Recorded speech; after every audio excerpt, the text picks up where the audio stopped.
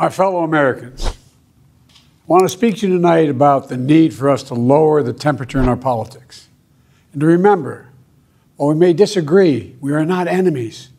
We're neighbors, we're friends, co-workers, citizens, and most importantly, we're our fellow Americans.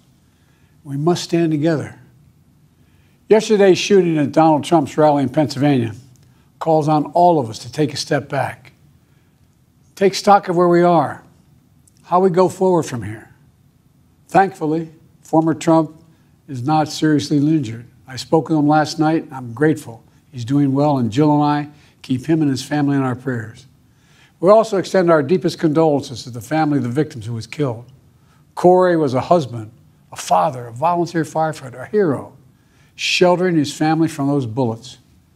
We should all hold his family and all those injured in our prayers. Earlier today, I spoke about an ongoing investigation. We do not know the motive of the shooter yet. We don't know his opinions or affiliations. We don't know whether he had help or support or if he communicated with anyone else. Law enforcement professionals, as I speak, are investigating those questions. Tonight, I want to speak to what we do know. A former president was shot, an American citizen killed, while simply exercising his freedom to support the candidate of his choosing. We cannot, we must not go down this road in America. We've traveled it before throughout our history. Violence has never been the answer. Whether it's with members of Congress of both parties being targeted and shot, or a violent mob attacking the Capitol on January 6th, or a brutal attack on the spouse of former Speaker of the House, Nancy Pelosi, or information and intimidation on election officials, or the kidnapping plot against the sitting governor, or an attempted assassination on Donald Trump. There is no place in America for this kind of violence, or for any violence ever. Period. No exceptions. We can't allow this violence to be normalized. You know, the political record in this country has gotten very heated. It's time to cool it down.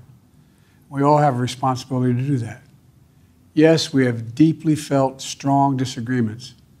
The stakes in this election are enormously high. I've said it many times that the choice in this election we make in this election is going to shape the future of America and the world for decades to come. I believe that with all my soul.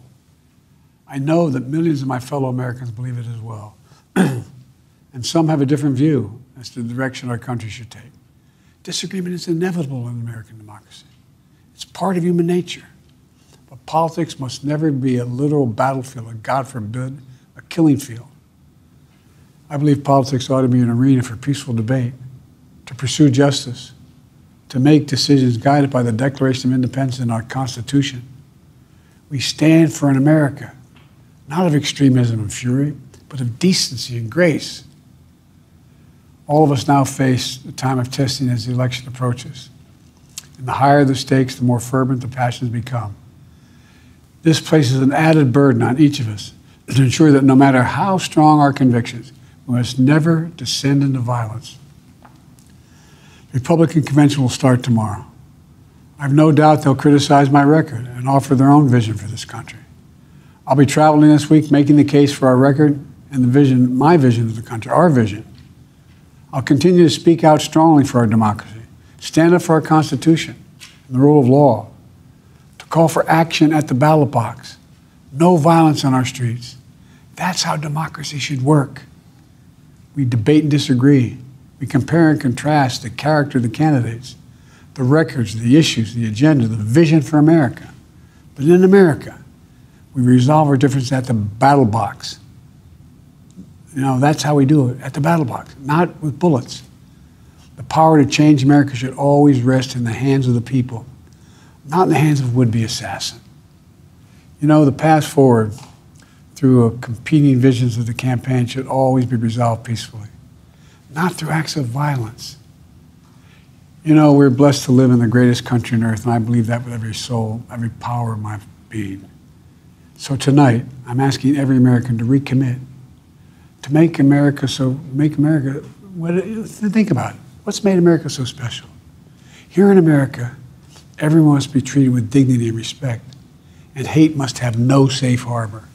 Here in America, We need to get out of our silos, where we only listen to those with whom we agree, where misinformation is rampant, where foreign actors fan the flames of our division to shape the outcomes consistent with their interests, not ours.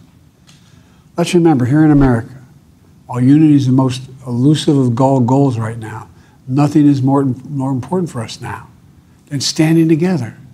We can do this. You know, from the beginning, our founders understood the power of passion. So they created a democracy that gave reason and balance a chance to prevail over brute force. That's the American we must be. An American democracy where arguments are made in good faith. An American democracy where the rule of law is respected.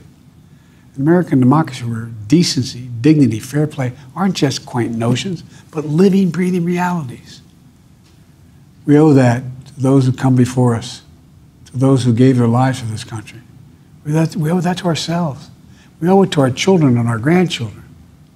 Look, let's never lose sight of who we are. Let's remember we are the United States of America. There is nothing beyond our capacity when we do it together. God bless you all, and may God protect our troops.